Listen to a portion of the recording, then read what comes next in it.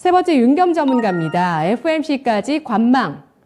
다음 주 우리 시간으로 22일에 반영되는 FOMC 이벤트까지 절대 매매하지 말라는 말씀이세요? 아니 절대 매매 금지라는 뜻은 아니고요.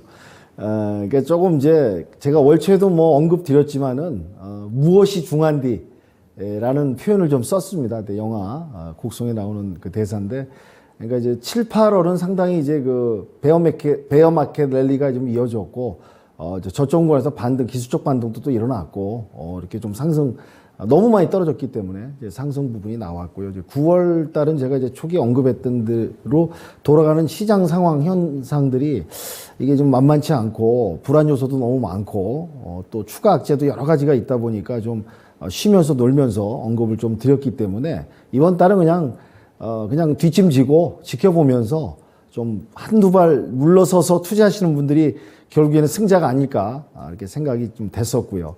그래서 이제 FOMC까지 22일 그 발표 때까지 이렇게 공격적으로 하지 마시고 좀 편안한 마음으로 9월은 좀 보내는 버스라고 생각하시고 대응하면 어떨까 해서 오늘도 코멘트를 22일 FOMC까지 좀 지켜보자는 말씀을 좀 드렸습니다.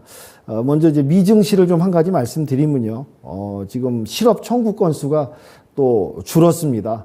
이게 뭐냐면 일자리가 많고, 그만큼, 경제가 그만큼 잘 돌아간다. 그 얘기이기 때문에, 그 얘기는 뭐냐. 금리 인상을 올릴 수 있는 명분이 여기서 좀 보여주는 게 아닌가. 그래서 금리 인상을 강력하게 단행을 해서 지금 도이치방크에서는 지금 최종 금리가 5%까지 오를 수도 있다. 라는 언급이 나오고 있습니다. 그러니까 이제 4%대도 두세 달 전만 해도 4%대까지 올라가는 것도 시장에 좀 무리가 주는 게 아닐까. 4%까지는 안 올렸으면 좋겠다는 이제 기대감들이 다 시장에 있었는데, 이제는 4%를 넘어서 지금 어떻게 하다 보면 4.5%, 5%까지도 갈 수 있는 여지를 열어놓고 시장을 대응해야 되지 않는가라는 말씀을 좀 드리고 싶습니다. 그리고 미국이 주택금리까지 이제 지금 6%를 돌파하는 그런 상황이 생겼습니다. 그러면 주택금리 올라가면 어떻게 되겠습니까? 우리나라도 마찬가지로 지금 이제 갭 투자 해가지고, 하우스포가 나오는 거죠. 한마디로. 그렇듯이 미국도 마찬가지.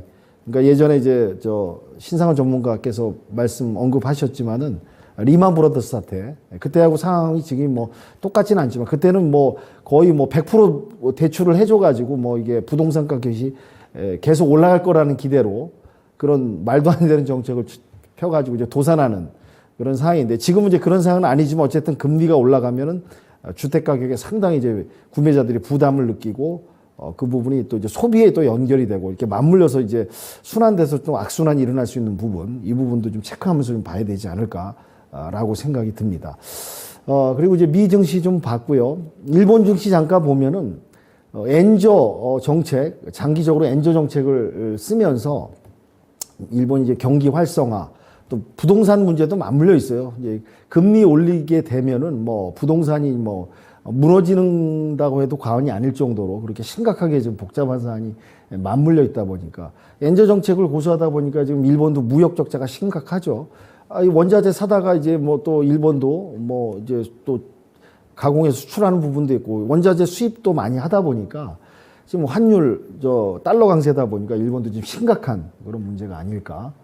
거기다가 이제 증시 변수면서 아시아 증시의 문제점인데, 특히 동남아도 지금 환율 문제가 심각합니다. 그러니까 지금 이게 인플레이션에 의한 이제 안전자산으로 달러를 선호하고 그렇지 않습니까? 전쟁까지 났으니까 달러에 가장 많이 사람들이 기대다 보니 이 달러 강세가 이제 약소국, 중진국 이하들은 더 심한 고통. 또 서남아시아 같은 경우는 파키스탄 그렇게 어렵게 사는 나라는 길거리에 주유소에서 자동차 기름 넣기도 줄서기가 어마어마하답니다. 그러니까 그 얘기는 달러가 지금 없으니까, 이제 달러가 없는 데다가 강세다 보니까 석유 수입이 이제 차질이 있는 거죠.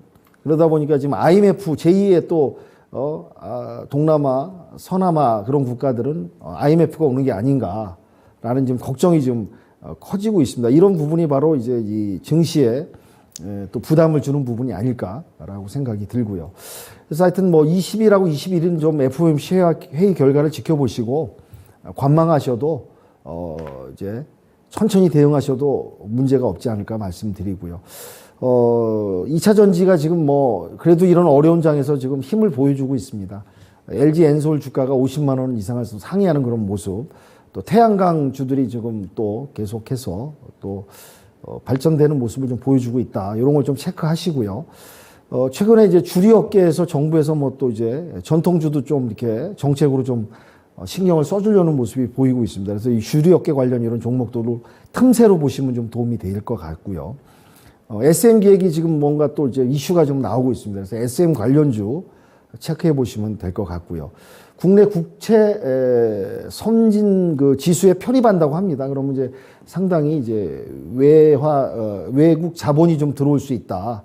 그런 부분이 또 유리하다고 하네요. 그래서 또 이제 지금 그 전기차, 우리 국내 이제 미국에 수출하고 있는 전기차 중에서 지금 인플레 감축 법안에 지금 혜택을 못 보는 이런 부분 때문에 또 국내 정부하고 또 이제 미국과 이제 화상회의를 통해서 풀어간다고 하는데, 이 부분이 잘 풀려서 다시 이제 수혜로 돌아간다면 자동차 관련주들이 또 혜택을 보지 않을까. 이런 것도 좀 틈새로 좀 체크를 계속 해가시면 좋을 것 같고요.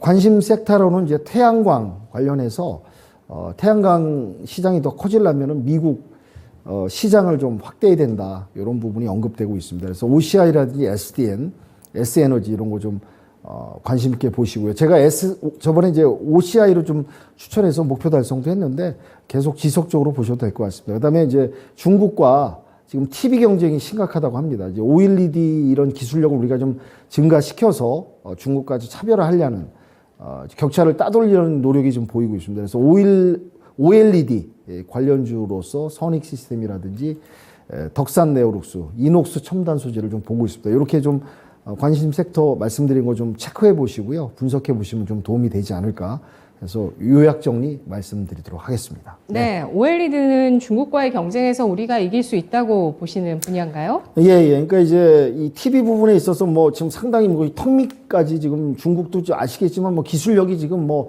단시간에 어마어마하게 성장을 했습니다. 그러니까 이제 뭐 1, 2, 3년 지나면 뭐 거의 뭐 우리하고 대등한다고 해도 과언이 아닐 정도 상황까지 왔다고 볼 수 있는데요. 그러니까 중국과 이제 어떤 우리가 좀 더 나은 부분을 갖다가 좀 더 강화해서 격차를 좀 늘려야지 우리가 숨을 돌릴 수 있지 않을까, 그렇게 좀 생각이 되고 있습니다. 네, 윤겸 전문가님은 연말 연초 미국의 금리 전망치 갖고 계신가요? 뭐 지금 방금 언급 말씀드렸지만 이제 5%까지 간다는 거는 5%? 좀 무리인 것 같고요. 예. 이제 4%는 이제 좀 넘어서 네. 이제 4.5%. 네네. 거기서 좀 4.5% 정도 보면은 평균치가 아닐까, 이렇게 되는데 기대치는 4%에서 좀 머물러 줬으면 증시 영향이 있으니까 그렇게 좀 기대하고 있습니다. 네. 현재 미국의 물가 8% 그리고 2.5%의 금리, 이게 간극이 좁아져야 되는 거죠, 전문가님? 물론 이제 그 부분 앵커님 말씀하시는 게 동의하고요. 예. 어쨌든 뭐 좀 더 이상 안 올라갔으면 좋겠습니다. 지금 뭐 어질어질하고 현기증 나는 증시니까 예. 우리 저 시청자분들 여기 뭐 댓글 올려오셨지만 뭐 거의 이제 이 저건 같습니다. 이제 이제 뭐 초월을 해가지고 초월하는 심리가 되지 않았나 안타깝고, 하여튼 좀 진정세가 좀 와줬으면 하는 바람이 있습니다. 네.